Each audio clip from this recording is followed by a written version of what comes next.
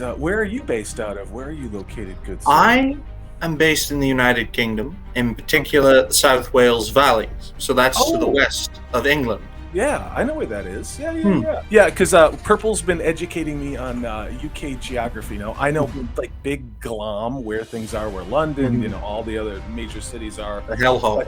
Yes. But she's been telling me a lot about Wales and things like that. So, before that, everything I knew about Wales essentially came from Doctor Who. It's all right. I'm on coffee. I'm on cup of coffee number 2. So let's go ahead and do this. So the way this is going to work, you've seen. I think you've probably seen the videos that I make. I've seen a few of them, although I am very busy. I make a lot of videos a day. Oh yeah.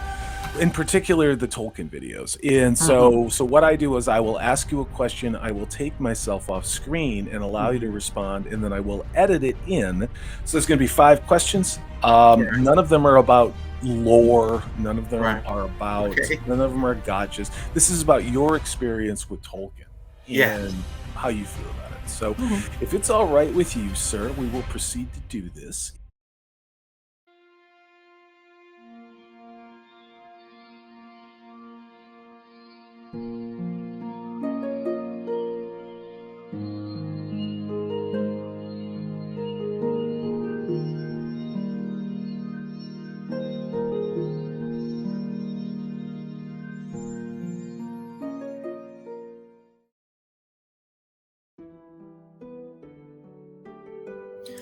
Well, for Tolkien, ladies and gentlemen, I first discovered it with the films. I'm not much of a reader, although I do have a lot of books. I never have any time to read them.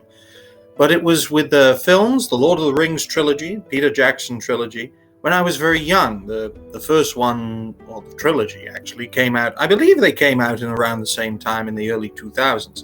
I was only a boy, like 1, 2 years old, so I saw them. I don't really remember that, but I remember my father telling me that I had seen them, and I'd been fascinated from a young age about those stories and this world that Tolkien had built, and at how the Peter Jackson movie stayed true to that for the most part. I mean, there's only so much you can put into a film format unless you want your films to be very long. I also saw the Hobbit trilogy. I actually quite enjoyed that, despite its flaws and its CGI fest.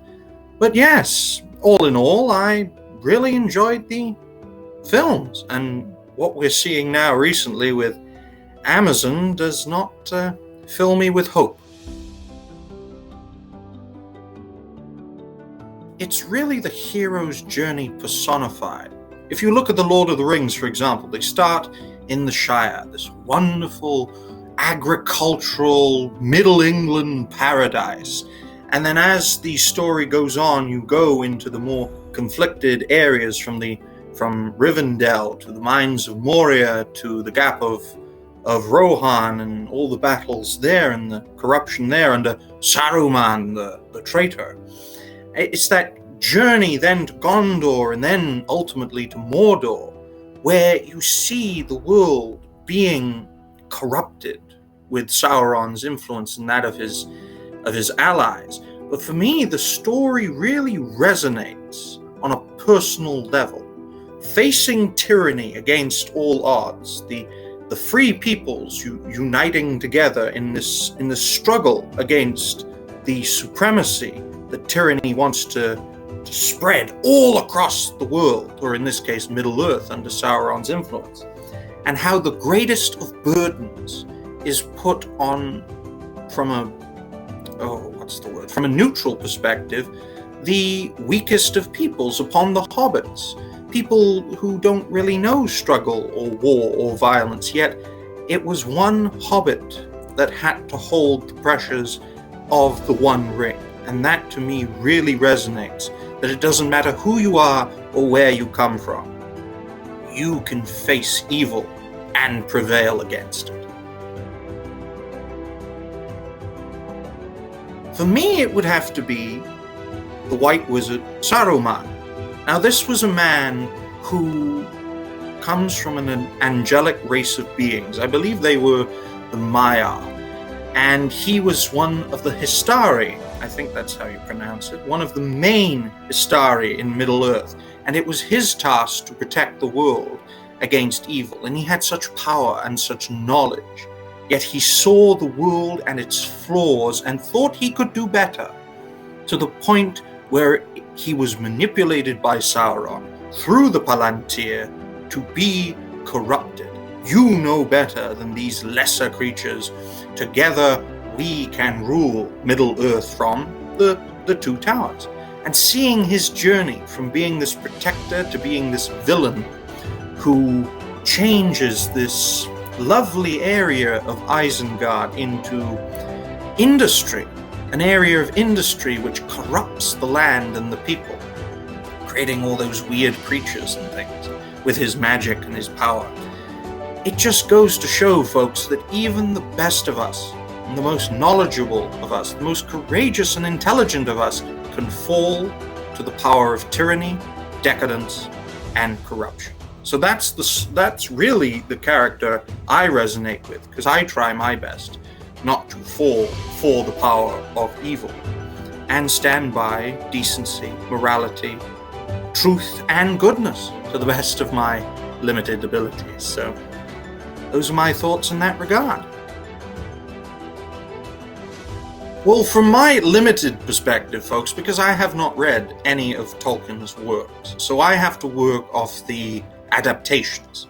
So mainly it's the two trilogy films, Lord of the Rings films and the Hobbit films. The Lord of the Rings trilogy really stays true to Tolkien's work. In fact, that was the aim of Peter Jackson and his crew, to stay loyal to his work. My perspective is limited, but I thought it was a very good adaptation, very solid adaptation, and if it were made today in the same way, it would easily make billions upon billions. Despite my visual age, folks, I am only 23 years old, so my perspective on this matter is not as good as other fellow creators, as Tolkien scholars, but yeah, that's my view, and hopefully you enjoy it. Corruption. Simple twisting of corruption that we have seen throughout the modern era. When I say modern era, past 5 to 6 years, since 2016. So many of our franchises have been taken, twisted for a purpose of agenda, decadence and corruption. The very thing Sauron and Saruman did during that time is what Amazon is doing to Tolkien's work. I mean, the stories of Tolkien, in my view, are second only to the Bible in their resonance with the people. Even better than the novel Romance of the Three Kingdoms, which I really, really do enjoy.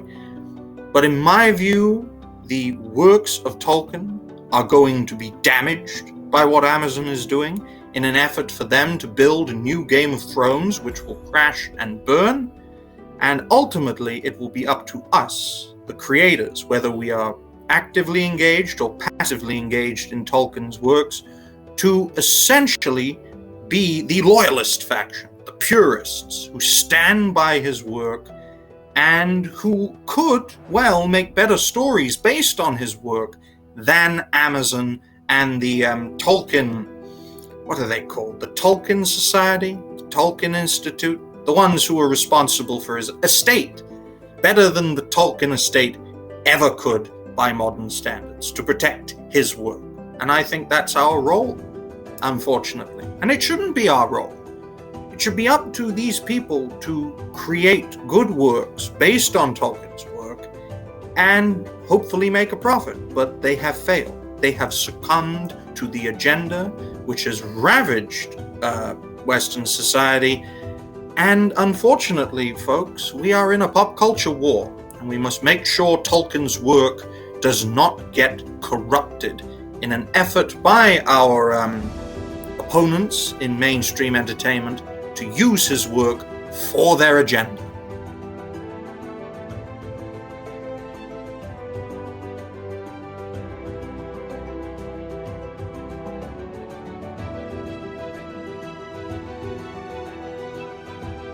Has ever? This is Salty Texas Sea. I am Corey DB. Thanks so much for watching. If you like what you've seen and heard, please hit that thumbs up button.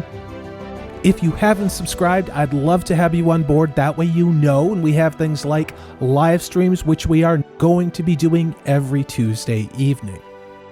Take care. I hope you're having a great 2022.